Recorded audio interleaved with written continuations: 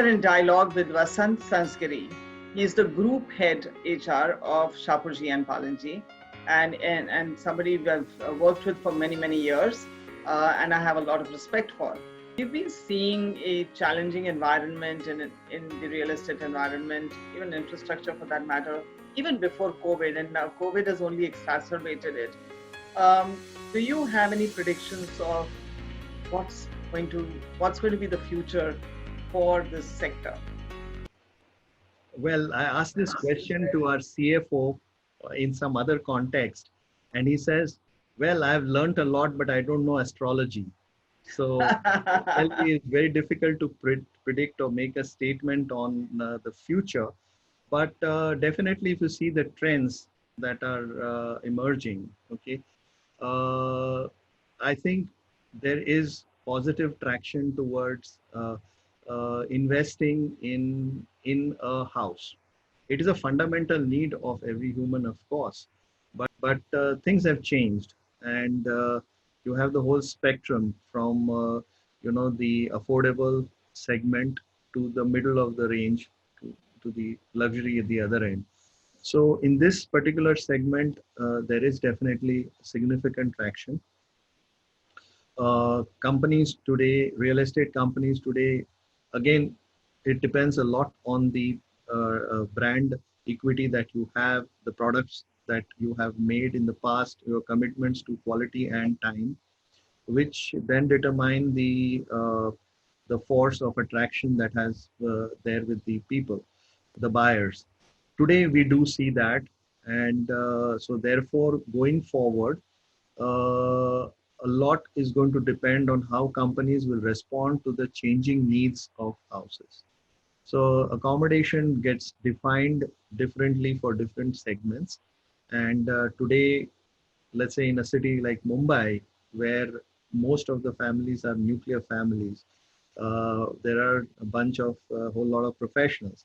I mean, Mumbai is a city of, I believe, it's a city of immigrants. And I'm not really talking those who took the trains back to their native place, but all of us.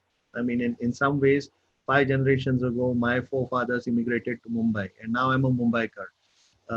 But there are a whole new generation of people because it's a commercial hub. Yeah. Building, catering to those needs will be the future. Interestingly, as I said, there's a traction in interest, and there are a lot of projects where people are putting that upfront 5%, 10%, whatever it is required to sign up. So there is a bit of optimism in at least in our group of companies. That's a good news, because in a country like ours, housing is still a shortage, and there is still a need.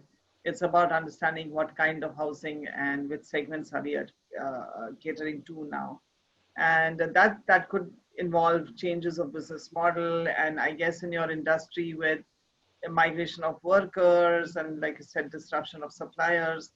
um, what has been the biggest HR challenge for you? Uh, Actually, there are multiple challenges and multiple big challenges, I would say, because this came suddenly out of the blue. I mean, it was not something that we knew the economy was going through a challenging times, but things were looking up a bit after January, and there was a bit of optimism in the air. There was new projects were being launched, but then this came hit us suddenly from the blue. Today, the biggest challenge from the HR perspective is really, uh, according to me, is managing the contradictions. Okay. Hmm. What I mean by that is, at one end, because of the economic situation, there is a greater emphasis on managing fixed costs. Okay. And at the same time, one of the biggest heads of your fixed cost is employee cost in our business. After immediately after the so the raw materials which are there, the next is the people Yeah. cost. Yeah. But the contradiction here is that as much as you're concerned about managing fixed costs, you have this issue relating to need for good, competent people. So at one end, where 60% performance, 70% performance, all right, we can live with it. Hopefully, over a period of time, the person will grow and improve. Today, that luxury of 50%, 60% is not there, unfortunately. That gets then looked at as, you're reducing headcount, and it gets mixed, muddled with the other fact that you want to reduce fixed costs. The reality is that this is the time when we will have to work efficiently. Efficiency will be at a premium. An organization which works efficiently, people who work effectively and efficiently will be at in demand and in premium. There will always be, you do need soldiers in the army. There's no doubt about it. I mean, you can't run an army with just commandos, but at the same time, the man to man type of capability has to be so strong that a fewer set of people can deliver the same results. So that will be the biggest challenge, to see how HR is able to support the business in improving productivity. It's not that very much. So if you put premium on performance, if you say this year we are not going to give bonus, but we will set targets for people and projects, and individuals who do well against those targets set will be recognized as exceptions. Upfront, there will be exceptions. I think that sends a very good message. And the people who are really performers, who really see, who have that drive, they will outperform themselves, and that's what everybody wants, to do well. So has this in many ways become a time where only the fittest will survive in a sense? And it won't be easy for organizations to carry people who are middling, or in any case, most organizations would take a view on poor performers. But the middling ones will be always the difficult and dilemma. Yeah. And are you saying that in this environment, that is the segment of employees who would need to do something different? Yeah. So I would like to define fitness as more with the capability to adapt. Okay. Okay. It's not really more of the same, but doing something totally different. Hmm. Okay. Your ability to, as a manager, sit at home and move things forward. Yeah. Your ability to have the same impact as a leader, influencing your people to outperform themselves. It's adaptation. So more than survival of the fittest, I think it's going to be survival of the ones who are going to adapt themselves to the situation. And that's really what the theory of evolution is about, is that the people who could evolve have survived. And that's a very apt analogy, actually, that you said people who could adapt and change with the environment are the most likely winners at the end of the day. So what is it that you feel, because we in our business of helping people grow and change and adapt and transform in many ways, and very often we teach agility, resilience, etc. But as an HR leader, what are you defining? What kind of competencies and skills would you say are necessary to be demonstrated, learned, demonstrated, coached, enhanced, whatever, to be able to thrive in an environment like this? Because today it's COVID, tomorrow it could be something else. But we are now saying that this is going to be a permanent situation of disruption. One thing will be replaced by another, and we just need to know how to adapt. So what particularly would you say goes into that adaptability, or what specifically would define that adaptability for you? Yeah, I think that's a relevant question to understand clearly. But I would like to go one step, back to the point where we are encountering a crisis at this point in time, and a crisis is an opportunity. Okay, I look at it as an opportunity. We look at it as an opportunity. Why do we look at it as an opportunity? Because this is the time when a shift can happen. Okay, everything's going on happily, merrily, everybody, but then there is this crisis, and then there is a possibility that the graph is going up and down, and if you're able to catch it at the up and push it up, then it is a point for change. It's happened at the time of the industrial revolution. It has happened at the time of the IT revolution, and it's I mean, I don't want to get into that theoretical aspect of it, but the practical aspect of it here is that this is an opportunity for change. Okay. So in terms of competencies, if I were to say for leaders, okay, one is which I've already said is the ability to adapt to the situation. The second is to deal with contradiction, which I also said earlier, because you are going to find ample situations where you will be faced with contradictions. And the third thing I think is a high level of sensitivity to the people and their issues. For example, even if you have to let go of someone, and that's a very difficult thing. People do ascribe that it's the easiest thing HR does is let people go off or sack people. But trust me, I know, I can speak for myself and many in my team, it's an extremely painful process. But how you deal with it, okay, is something that stays on in terms of both the person who's delivering as well as the person who's receiving this sort of a thing. So what is required is sensitivity to be in that other person's shoes, to understand that yes, there is a problem, but as Marcus Aurelius would say, what's good for the beehive is good for the bee, and not the other way around. That is, what's good for the bee is good for the beehive, not necessary. So in this case, I think that context and that sentiment has to be held in, and ability to communicate that. Which brings me to the fourth competence, which is important, is effectively and honestly communicate. So Correct. preparing yourself. So sensitivity and honest communication, okay, will be another competency. Of course, it has to be built upon past credibility. So it's not just enough if you were using the right words and communicating something in a very clever way, but you hopefully have built that credibility to say something and for everyone to say that okay, this guy means what he says and he'll stand by what he's doing.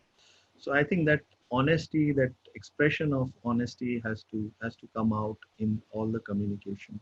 So that's I think those are valuable points.